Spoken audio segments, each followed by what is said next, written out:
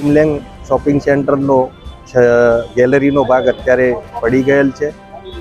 સદનસીબે કોઈને જાનહાનિ અથવા તો વાગ્યું નથી। અગાઉ પણ નગરપાલિકાએ શોપિંગ સેન્ટરના બિલ્ડરને જર્જરિત ભાગ ઉતારવા માટે નોટિસ આપેલ છે। તેમના દ્વારા જર્જરિત ભાગ ઉતારવામાં આવેલ નથી। અત્યારે નગરપાલિકા દ્વારા સદર શોપિંગ સેન્ટરની દુકાનો બંધ કરી બેરિકેટિંગ કરાવવામાં આવેલ છે, તેમજ બિલ્ડરને બોલાવવામાં આવેલ છે અને તાત્કાલિક ધોરણે એ ઉતારવાનું ચાલુ કરે એ માટે સૂચના આપવામાં આવશે। અને જો બિલ્ડર દ્વારા તાત્કાલિક કાર્યવાહી નહીં કરે તો નગરપાલિકા ઉતારશે।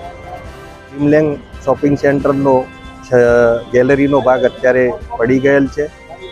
સદનસીબે કોઈને જાનહાનિ અથવા તો વાગ્યું નથી।